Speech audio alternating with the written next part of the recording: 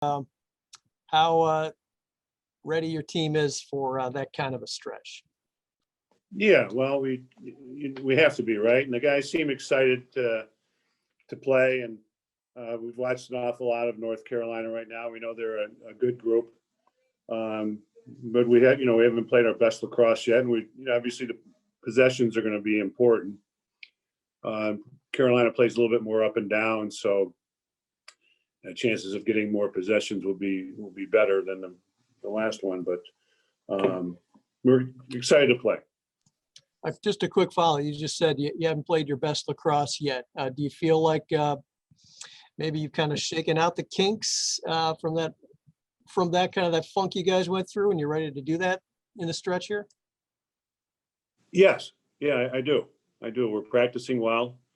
And again, guys are excited to be there. We figure we know them pretty well. We started our scouting, and I'm sure they have too. But we're excited to play. Next, we will go to Lindsey Kramer. Hey, John.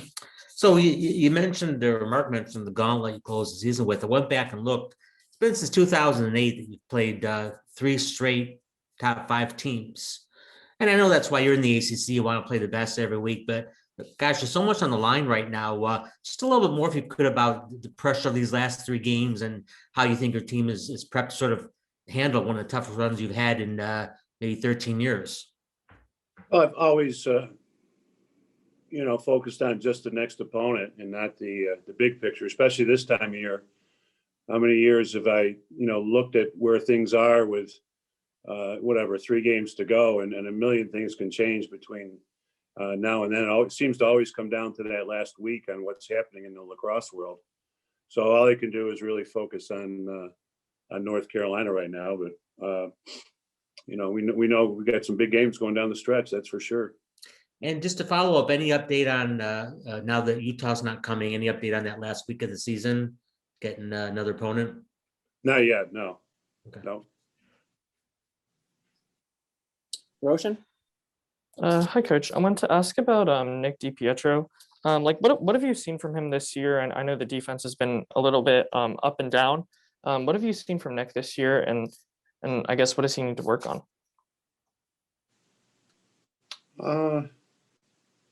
Well, Nick's a good player. He's good because he can play off ball, and he's kind of our number 2 guy on the ball.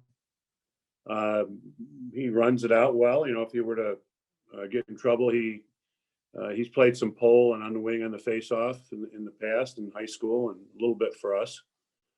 So he's pretty all around. I think he's solid all the way around. Yeah, and I guess just as a follow-up to that, I think he played in all of his games in his freshman and sophomore year. Obviously, he wasn't a starter then, but he's playing behind, guys like Marcus Cunningham, Scott Furman. How did that kind of fuel his growth and get him ready to be a starter that last year and this year? Well, he played behind some pretty intelligent guys. They were good. Not only were they good players, but they were good in the package. And I think as long as our defense is communicating, we're good in the package. So I think just having the experience of playing with guys like you mentioned, and given some time to grow within practice and then get game experience, he's ready to go. Next, we go to Jenna. Hey, Coach. When you're looking at North Carolina, do you see any similarities between Nikki and Nate Solomon? If so, do those give you any type of advantage? Nikki's gotten more, I think if you looked at the first scouting report when he was a freshman, he was more of the off-ball guy, finisher. And now I've seen him dodge a little bit more this year than in the past. And, in the past, he's gotten a short stick at times. So I think he's worked on his game. So I think they're different players, Our guy was a little bit more of a dodger to feed, or dodge to feed and score, where I think Nicky's a little bit more off ball than he is with the ball. Lindsay. Hello again. So North Carolina has the #1 scoring offense in the country. Could you provide me with a little bit more of a scouting report on what they do well? And you mentioned not having played your best lacrosse yet. What your defense really needs to step up against this challenge?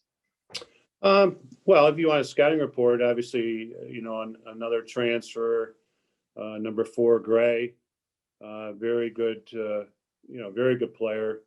I think he's their leading scorer. He's a very good shooter. He's become a pretty good dodger. Just seems to come up with a lot of big goals for them. I've already talked about Nikki Solomon.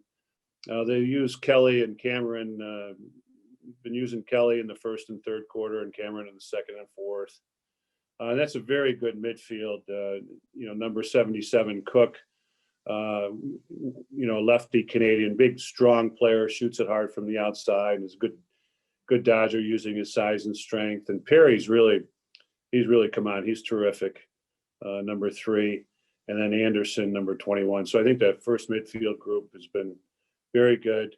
I think Tucci, as far as the face-off guy, has had a good year. Had probably similar stats to us in our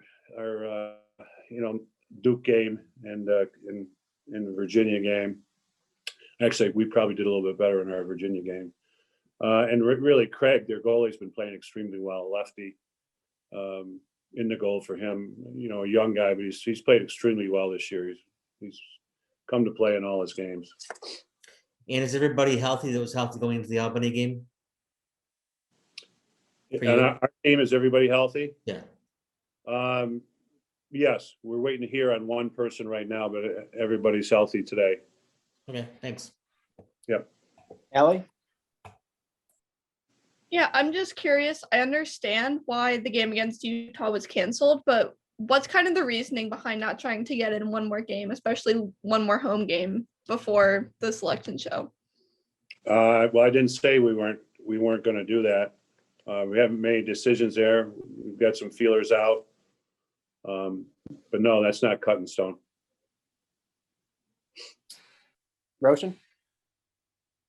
Coach, I wanted to ask about your reasoning with the rotation between the first and the second line of midfield. I feel like maybe I'm mistaken, but I feel like this year you guys have kind of been putting in the second line a little bit more frequently than in past years. Well, I think there's been a couple of games where the second line's had more production.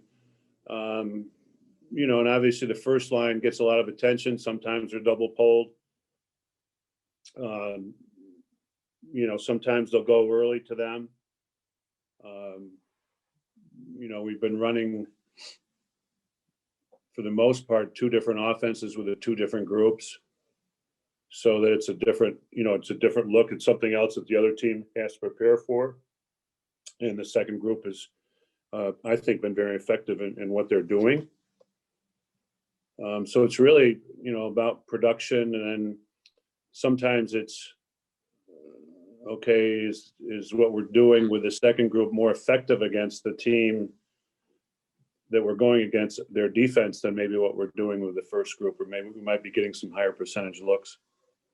Yeah, I guess what are the differences between your first line and your second line? You kind of just mentioned that they're kind of 2 very different offensive looks. I'm not going to go into a lot of detail with that because it'd basically be giving a scouting report out. I think when you've got guys like Owen Siebold, who's played mostly attack for his whole career, sometimes you can put him in a little bit more of an attack position and put one of the attackmen more in a midfield position. So it's kind of a change up there. Jenna? I just want to ask you about Peter Dearth and the importance of his leadership as your team has ridden the ups and downs of the season. Strong leader, on and off the field, very focused. He does not like things that could detract from our play, on and off the field. So he's a little bit like having a coach on the field and out there socially. So I think he's been a strong leader. He's not one that's worried about who likes him or who doesn't like him. I think he doesn't care much about that. It's what he feels is best for the team. Got time for a few more. We'll start us off with Mark. Last one for me, John, just about faceoffs, and it went well against Albany. And is that problem fixed in your mind, or was it just a good day? Well,